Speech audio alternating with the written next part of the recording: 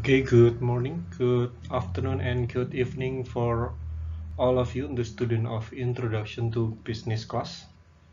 Uh, Today we are going to discuss our next topic in week 3 in the Introduction to Business class, which is the global context of business. Before we jump to the concept and the definition of globalization in the business context, I need you to take a look for a moment on the thing you wear right now. It can be shoe, it can be shirt, and it also can be short, anything that on you right now. And I need you to look at the label tag. The label tag supposedly contains information regarding the origin of the product. It usually contains a statement made in blah blah blah. Yeah, take a look at it, and where does your product or on the thing that you wear right now comes from? Does it say made in Indonesia? Or is it come from another country? Yeah. And when it does say that it come made in Indonesia, what does it mean? What does it mean? Does it mean that the product that you wear right now 100% made in Indonesia? From the raw material, production, and until finally uh, sell to customers? Does it 100% all of the process, all of the supply chain process made in Indonesia? That's the question that we are going to discuss, yeah, and think about regarding the globalization in business context. Okay, so globalization by definition, it means the process by which the world various national economies and trading systems are fast becoming a single, highly interdependent system. The key words for the globalization, by their definition, is the interdependent system. Globally, yeah. Global interdependent system. Because basically business as usual already uh, within an interdependent system. But if we talk about business in globalization context, then the interdependent systems broaden, yeah, not in the local area, but it will be broadened in the global context. So global interdependent system is the keyword for the globalization. And it means that because globalization is interdependent system, then there will no, so there aren't any organization that can survive by self-support. Self-support means that they are not depending on another entity, not depending on another organization. Yeah. If an organization trying to be self-support, in the end they will be left behind by the rival. Yeah, because the globalization context will force the organization to move fast. And for the organization to be able to move fast, they have to depending on another organization. So in nowadays, the word rivalry becomes obsolete, becomes not significant. Nowadays, the keywords to be able to survive is cooperation,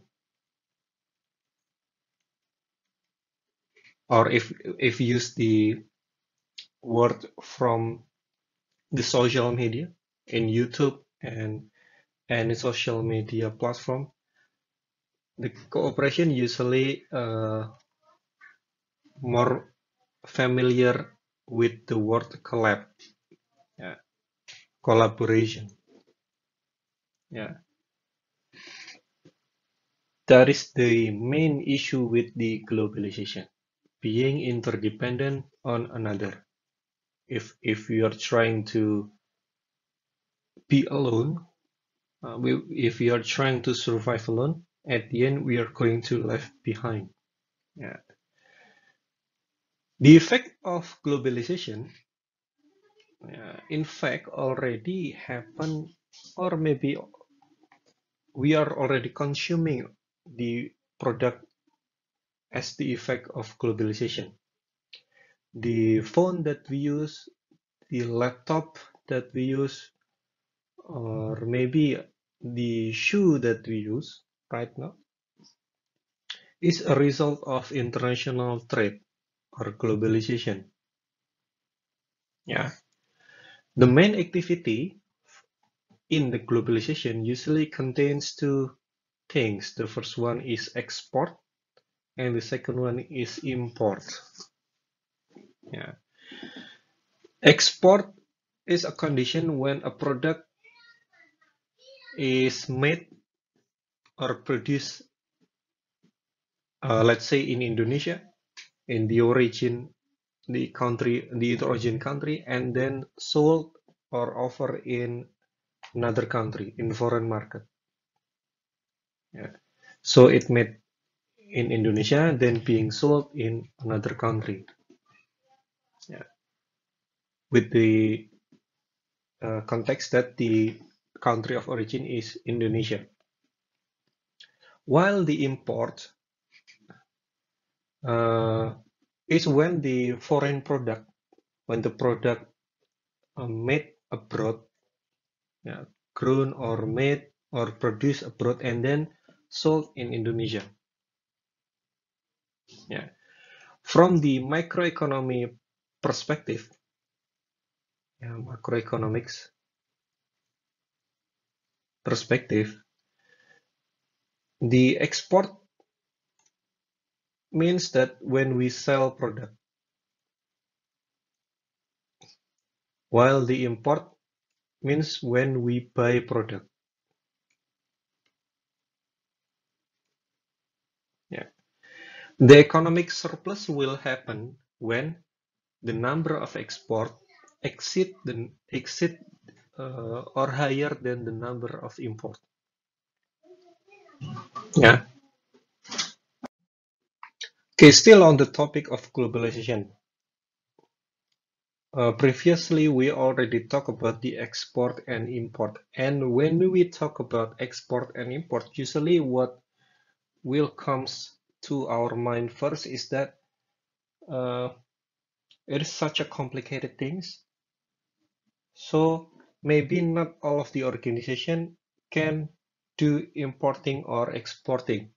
So there are certain companies that able to do those two, globalization or international trade activity, and usually it apply to large organization. But does it true?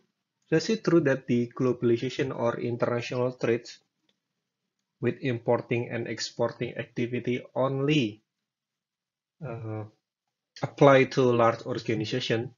Does the small organization have access to international trade? Does the small organization, small company, or maybe even an individual like us have the access to do importing? Like, for example, can I buy a product that not in Indonesia? Can I buy a product that being sold in China, for example? Or can I buy a product that being sold in United States? Yeah, that's the question that we have to uh, to think about. Yeah, and in fact, yeah, the globalization doesn't stop with the large firm only, doesn't stop with large organization only. Small firms, small organization with no international operation, yeah, small firm, for example, uh, the local coffee shop that around your area, yeah, may still buy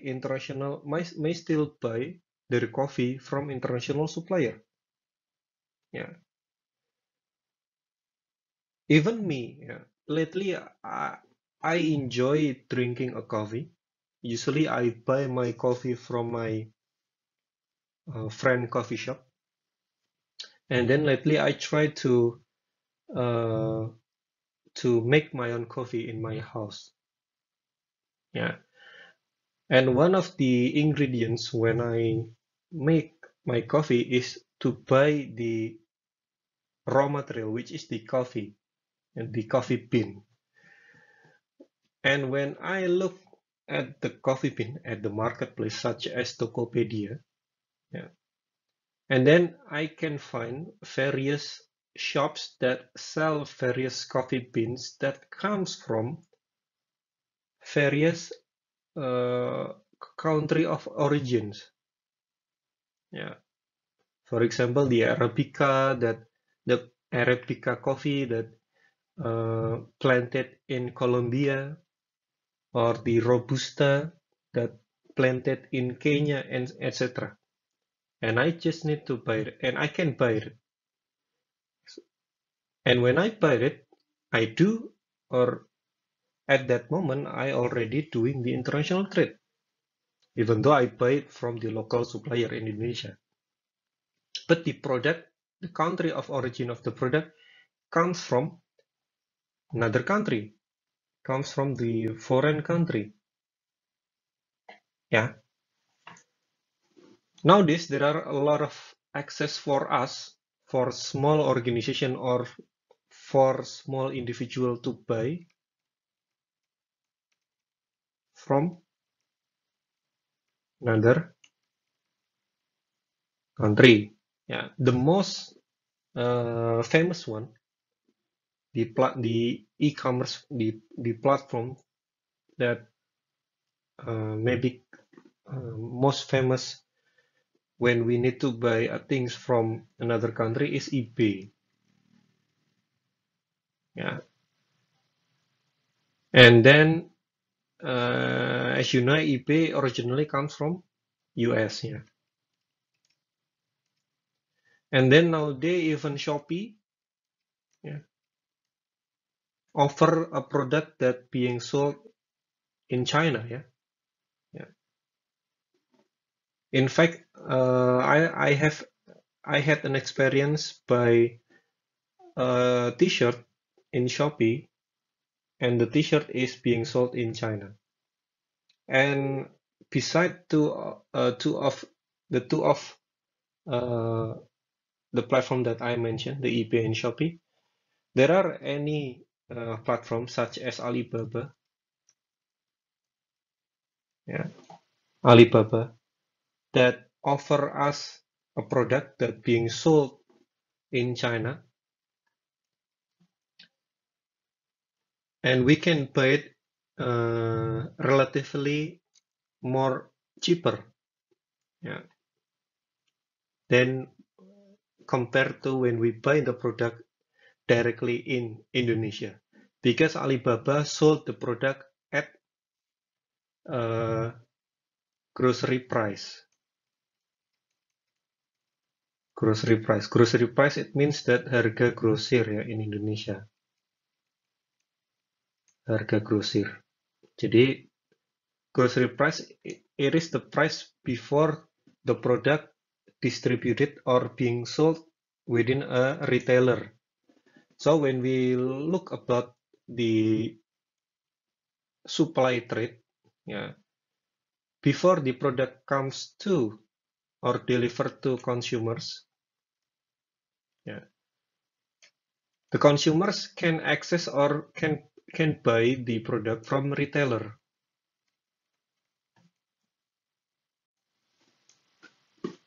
The retailer in Indonesia, the example of retailer, such as Indomaret or Alfamart or any other mini market. Usually, all of the product that being sold in retailer is at the price of the product that being sold in retailer usually within the range of retail price. Retail price. Besides the retailer, besides being buy a product from retailer, consumers also have the option to buy the product directly from wholesaler. Wholesaler.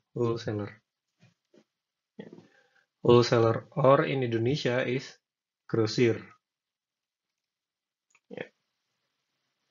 When the consumers buy the product from directly to the wholesaler, usually the price is cheaper than retail, because the main consumers of wholesaler usually the one who buy things or product from wholesaler usually buy with the purpose of resell it, not to use it. For comparison, when we buy a product in mini market, usually we buy to consume. While when we buy the product directly to wholesaler, usually we buy and then we are going to sell it. That is the reason why the price of wholesaler usually cheaper. And when we buy to a website such as Alibaba or AliExpress, we can get the product in grocery price or in wholesaler price. So it is going to be cheaper. So for the conclusion, for the answer, does it only apply to large organizations, the international trade and the globalization and the importing and exporting activity? The answer is no. Nowadays, with all of the technologies, with all of the access, anyone can do international trade. Okay, next we are going to discuss about supply chain within global context of business.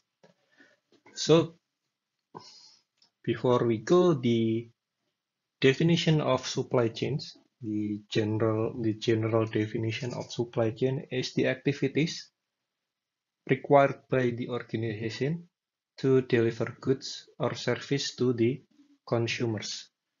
So the activities required by the organization to deliver goods or service, products to consumers. The diagram of supply chains is like the one that already in this slide. One thing that we have to think about, or we need to embrace, that the product that we consume comes from a long process. So it's not just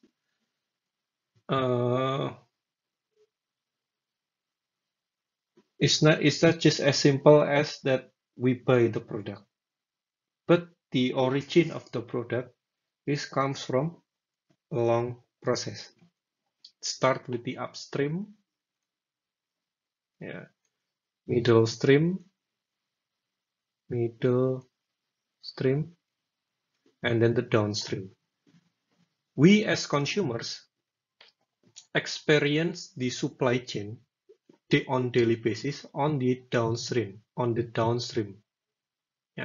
When we buy our when we buy the things that we want on the supermarket, or when we buy it through GoFood or any other platform, usually we experience the supply chains in the downstream of the supply chains management. But in fact, the supply chains can be breakdown into three major processes: the upstream, middle stream, and the downstream. Yeah. The question is, within the supply chains three process, the upstream, midstream, and downstream, where does the globalization happen? Yeah. Where does the globalization happen? The upstream, the procurement process, is an activity that organization do to acquire raw material, usually. Yeah. Basically, the procurement, kalau in bahasa Indonesia, procurement means pengadaan. Pengadaan. The procurement process is an activity that organization do to acquire the materials or the raw materials that needed to manufacture the product. The middle stream is operation management, is an activity when the company or organization manufacture or creating the product. Usually it is more related to goods, goods. Because for the service, the operation activity, it's not necessarily made in factory. While the downstream activity is a condition when the company offer the product to the consumer and the consumer buy it. Yeah. Back on the question, where does the globalization happens? Is it on the upstream? Is it in the middle stream? Or is it in the downstream? Or is it happen in all of the supply chain management process as a whole? That's the question that we are going to discuss in our group chat. Okay, still in line with our previous questions. Here we can see a link to manufacturing map from Nike. So manufacturing map is a tool to learn about the independent factories that in relation or contracted to make Nike product. Yeah, and maybe also include another product that Nike owns, such as Converse. Yeah.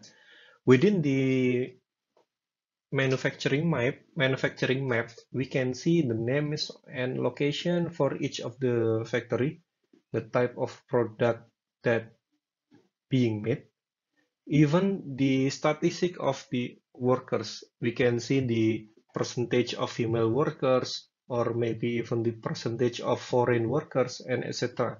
within the manufacturing map. Yeah. Okay. My question is, what can we learn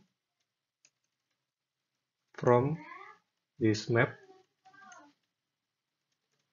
And in relation with supply chain, the information that contained in manufacturing map is related in what process within supply chain, yeah? What process? Is it upstream, middle, or downstream? Yeah. Okay, the next question. Why the Nike have so many factories? Yeah, so many factories. The main reason, or one of many reasons why Nike or maybe another product or company have so many factories is to risk mitigation or to spread the risk. Yeah, it's as simple as, for example, when we have a product and we make our product in one location, and suddenly uh, there is something happen with our production site. For example, there is a flood, the kebanjiran, then the production will be stopped. When the production activity is stopped, when the manufacturing activity is stopped, then we cannot fulfill the demand. And when we cannot fulfill the demand, then we cannot sell the product. When we cannot sell the product, then the sales will decrease. As simple as that. It will be another story if we have many manufacturing site, or we have many factories. Yeah, when one location is in trouble, another location can replace it or can subsidize the production capacity from the malfunction ones. Yeah. So the first reason why the Nike have many factories is to risk mitigation. Yeah, basically, the concept is similar with when we do investment. When we do investment, there is this anecdote: don't put your eggs in one basket. Because if you put your eggs in one basket, when the basket is full, then all of the eggs will be broke. Yeah, something like that. Yeah, similar like that. Then another reason, if you look at the manufacturing map from Nike, then you will realize that most of the countries where the Nike have the factories, it spread mostly within Asia or even Africa. Yeah, but the North America is quite rare. Yeah, what is the reason, or what is the benefit that Nike get from manufacturing mostly in Asian countries or maybe even Africa? Yeah, the first one is the cost of production. Yeah, the cost of productions comes from the cost of raw materials.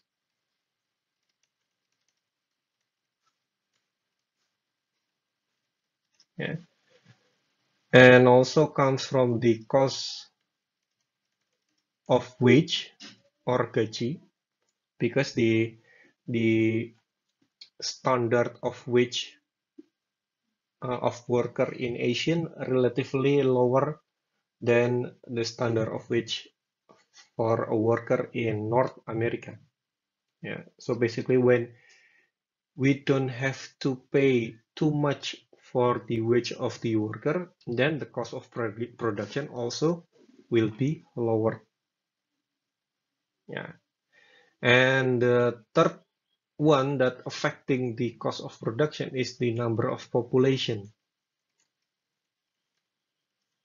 The number of population also correlates with the number of employment.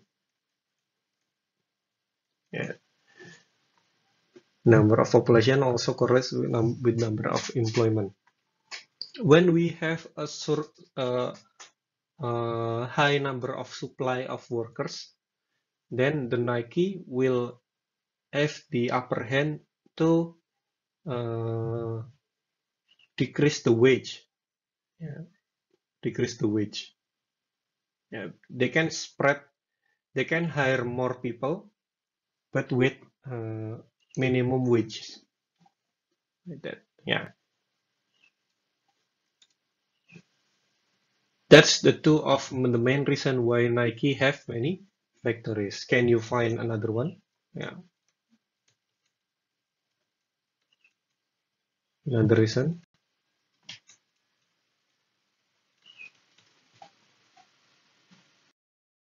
Okay, now we jump to the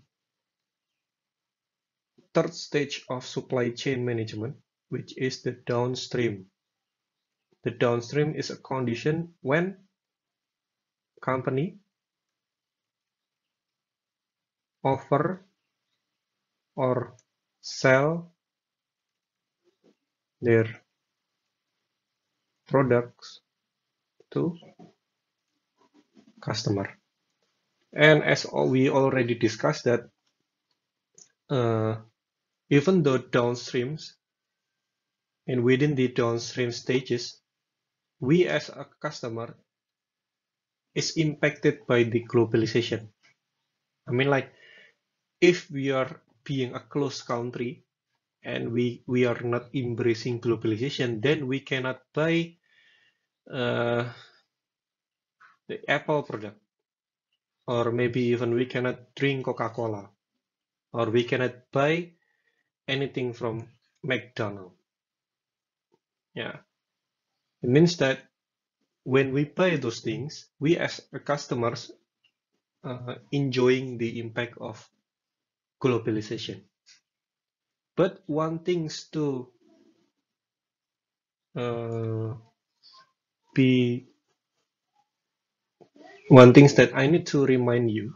Yeah, for all of this company, for all of this global company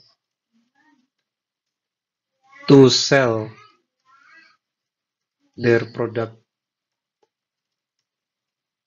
to us, Indonesian consumers, yeah, it is not without barrier.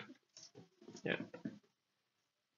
It means that they cannot just go or jump in Indonesian market and offer their product without and hope that the Indonesian customers or Indonesian market will accept their product 100%. No. Yeah. Basically, one of the main threats for globalization is that each of the company will have to face the barrier that applies within each of the country, and the barrier from each of the country to another will be very different. Yeah. For example, when we take a look at the McDonald's, the origin of the McDonald's is United States. Their main product is what? Their main product is burger. Yeah, burger. But what is the product of McDonald's that we can buy in Indonesian McDonald's?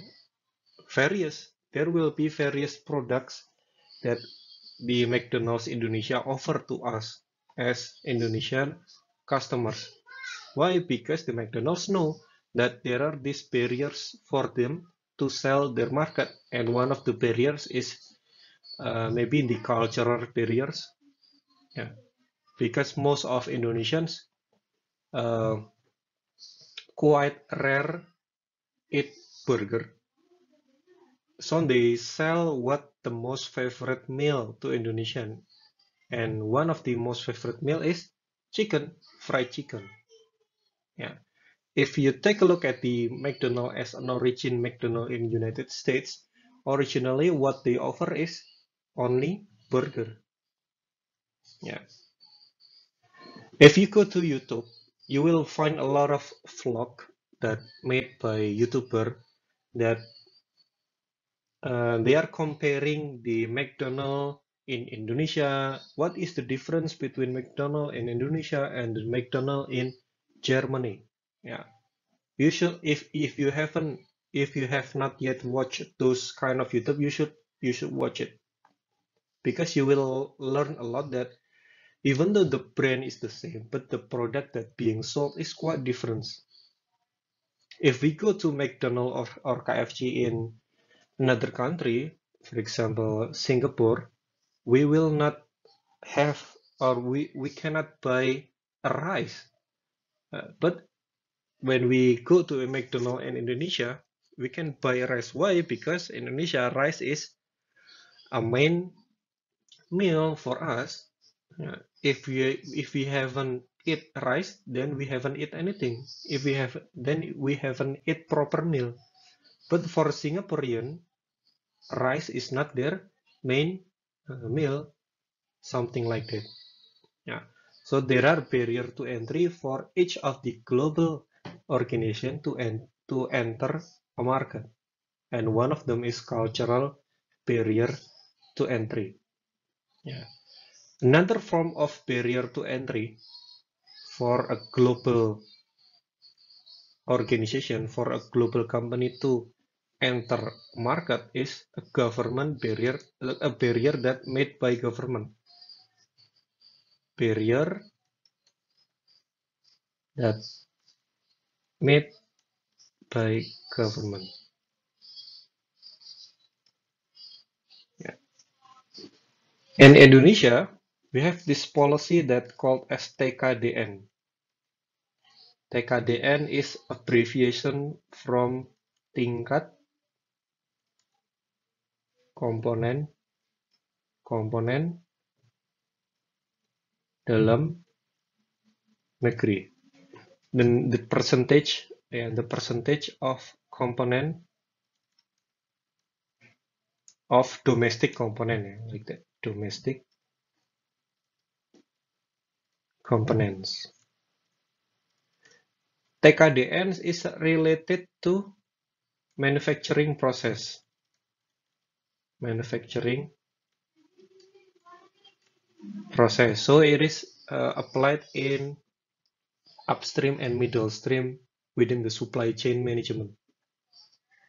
So basically, the government in Indonesia allow foreign brand to sell and make their product in Indonesia, but with some requirements.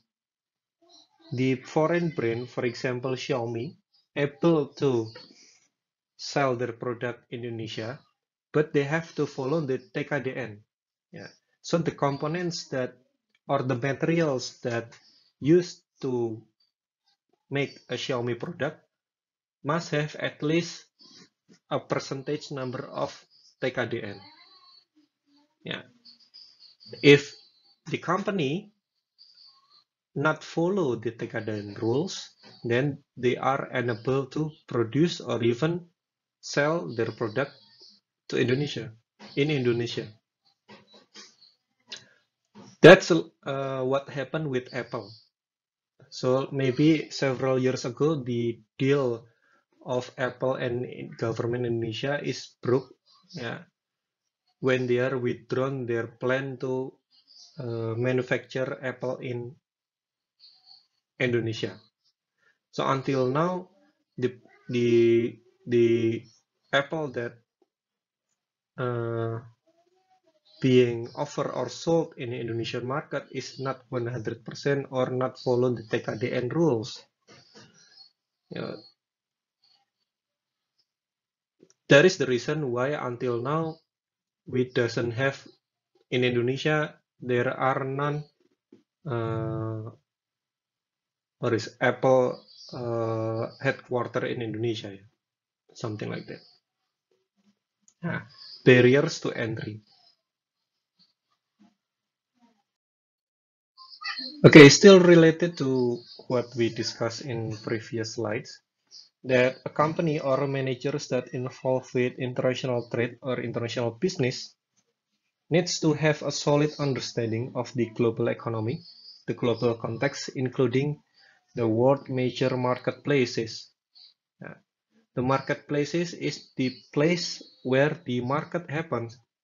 So the marketplace is place for the company offer their products, and this company or managers that in charge have to have a complete understanding regarding each of the marketplace, because each of the marketplaces will have different culture, will have different wealth, will have different context, so we cannot apply one thing for all. The company have to understand each of the characteristic of the market, each of the marketplaces, so they can make the best or the optimal decision making regarding a lot of things. Yeah, because when they doesn't have the full information regarding the marketplace, they will have a probability to make a bad decision making. For example, when I know that the product that I sold as an organization is high class product, uh, for example, luxury product, I cannot just offer it to, for example, low middle income countries or even the low income countries, because that's not the right place to sell it. As I mentioned earlier in our previous meeting, that within the marketing point of view, all of the products can be sold if they meet the right market. So when the organization fail to know their market, ultimately they will fail to sell their market. Yeah. So we have to have the understanding that we can make a distinction on the marketplace based on wealth. Yeah, it is the easiest one. Or maybe even we can make a distinction of the market based on age, because there are several countries that have a higher number of age. So the population of older people is higher compared to other countries such as Japan. The number of population of older people in Japan is relatively higher to other countries. So if we know that a lot of old people in Japan, we as an organization know what best to do with our product. If our product is not purposely sold to old people, so we just have to ignore Japan market and etc. Something like that, yeah. And uh, we can make a distinction of the marketplace based on geographic cluster.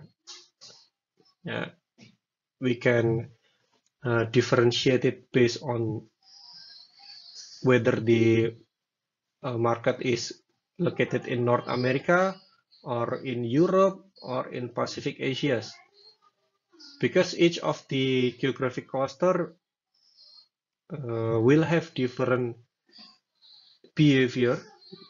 The customer within each of the geographic cluster will have different behavior, yeah, compared to another. Yeah. Okay, now we shifted to international trade from the microeconomics point of view. Once again, I will not go too far with uh, these topics, because you will have a lot more uh, explanation in the introduction to economics, and you will further study it in macroeconomics.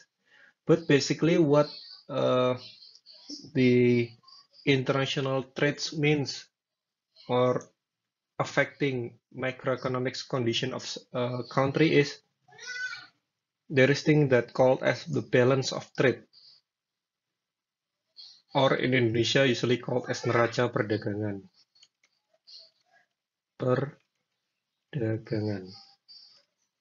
The balance of trade is the total economic value of all the products that a country exports minus the economic value of all the product that it imports.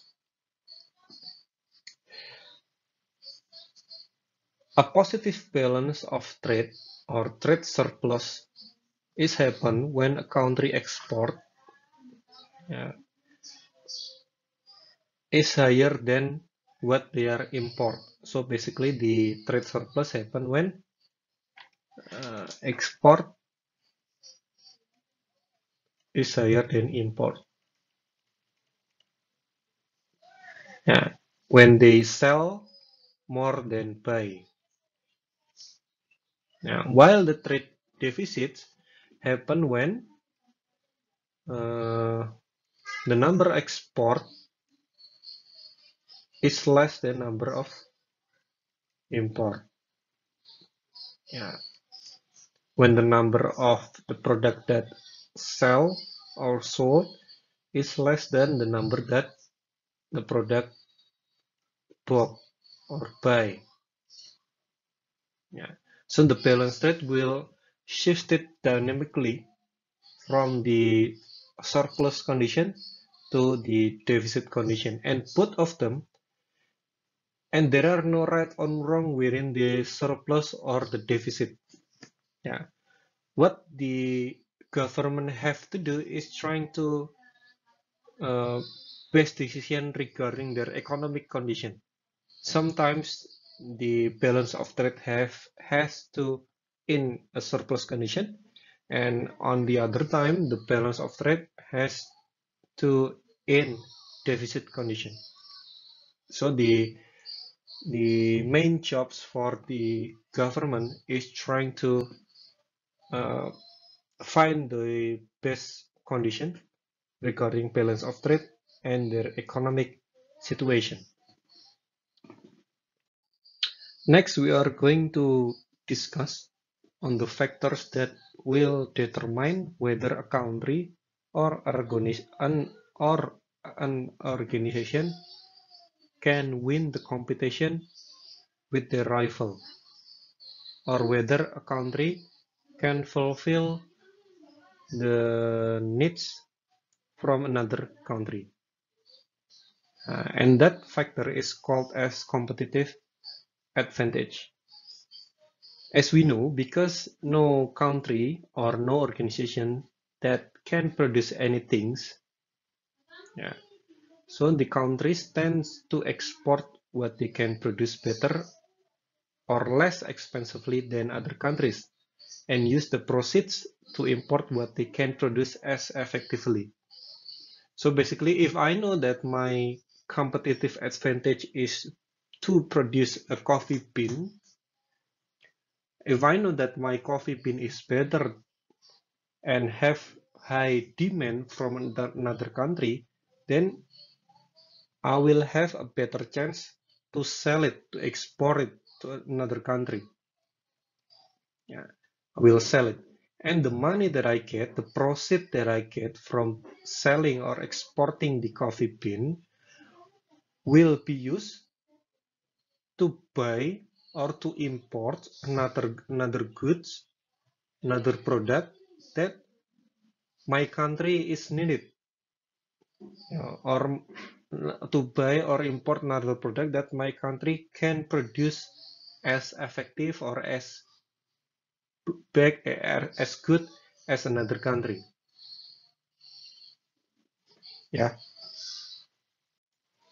At least there are two terms to define whether we are being better than our rival country or another country or not. The first one is absolute advantage. The second one is comparative advantage. Absolute advantage exists when a country can produce something that is cheaper or higher quality than any other country. Saudi oil, Brazilian coffee beans, Canadian timber. Is that that are the example of products that have absolute advantage compared to another product.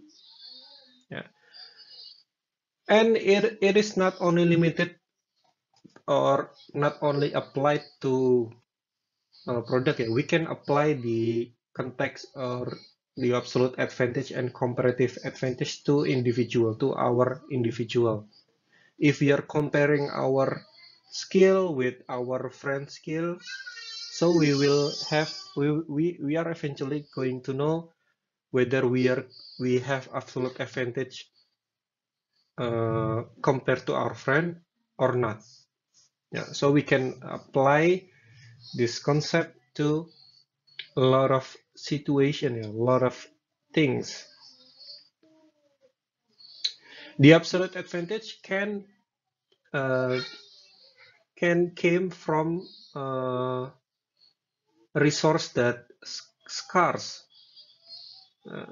For example, the Saudi Arabia or the Middle East country relatively have more lot of supply in oil resources, compared to another country. So it is no wonder that their main activity, their main product that usually being sold is oil-based product for the Middle East countries such as Saudi Arabia, Qatar, and Dubai.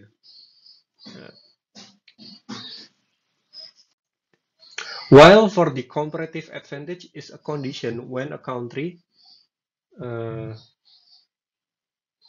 can produce goods more efficiently or better than other countries can produce the same goods.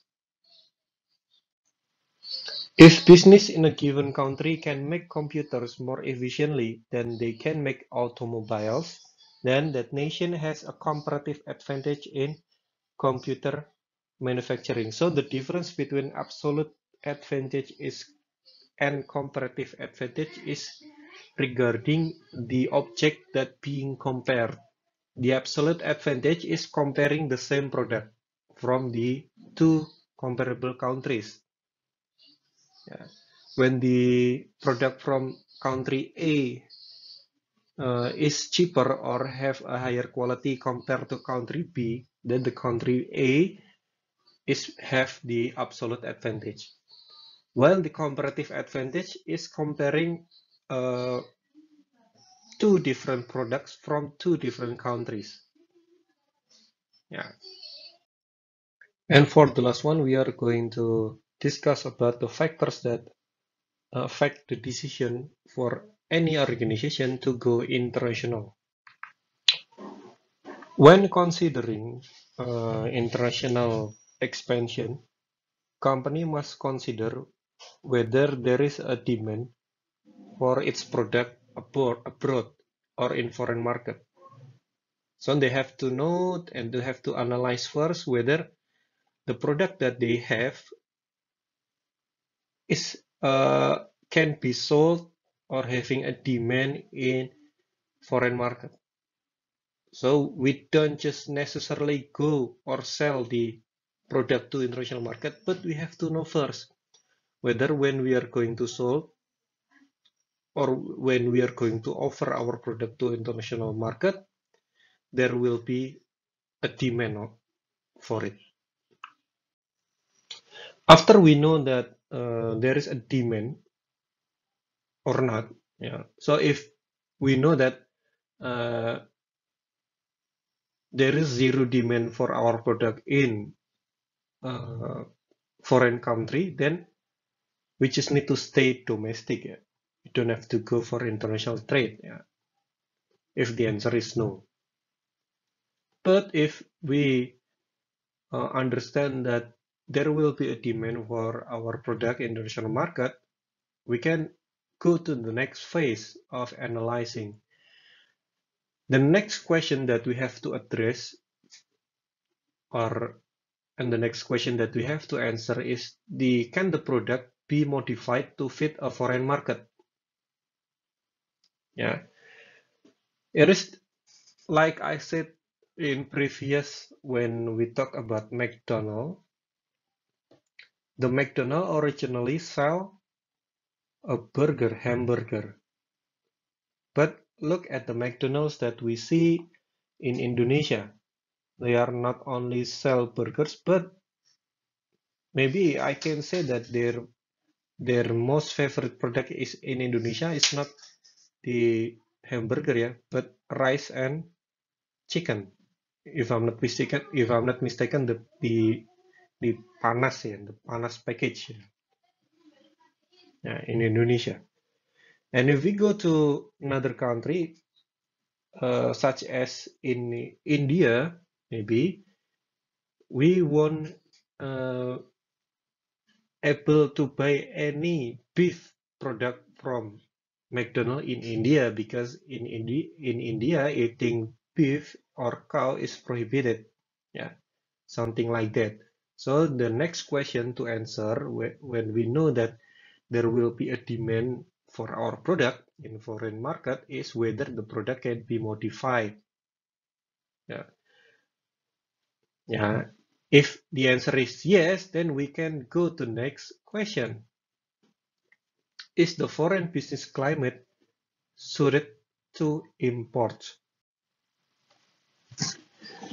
The question is regarding the condition of the country, whether we are able to move the raw materials from the origin of the company to the destination country. Yeah. Is the uh, import or export policy in such country is uh, supporting the international trade, or the regulation is quite complicated that uh, make several international organizations hesitate, yeah, to do the international trade with them.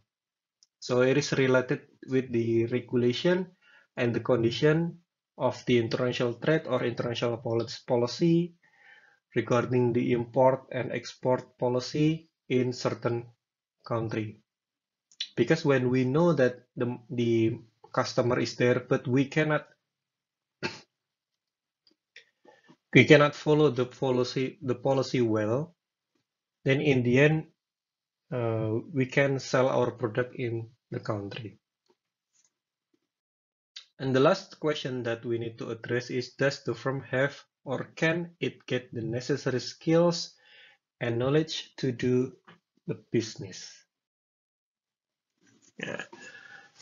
We have to understand that from each of the country there will be big difference in understanding, because there are big cultural gap between each of the country.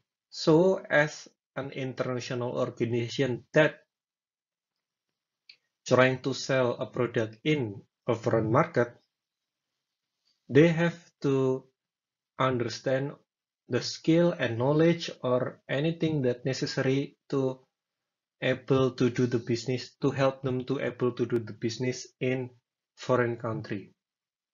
Yeah, if they don't have the ability, yeah, they can do a relationship. They can make a third party contract or relationship with third party, or they are doing outsourcing. Yeah, basically that's what happened with the Nike in the manufacturing mapping in the Nike that uh, I told you to look earlier. If you look at those map, you will find the details of the company or the manufacturing company that running the manufacturing for Nike. And all of the company is not PT Nike Tbk, but it all contain a lot of diverse Indonesian company. Why? Because the Nike know that they don't have the necessary skill and knowledge well enough to do the manufacturing business in Indonesia. So instead of doing it directly, they seek help from third party, from the local organization in Indonesia. Yeah. Okay, so if all of the four questions already analyzed and the organization have the answer, then they can decide to go international. Yeah, so basically, this is the most general questions that an organization have to answer before they decide to go to foreign market or to go international. And that's all the materials or the discussion that I can deliver to you. And as we decided, we will discuss it further within our group chat. Thank you. If you have any question, don't hesitate to ask.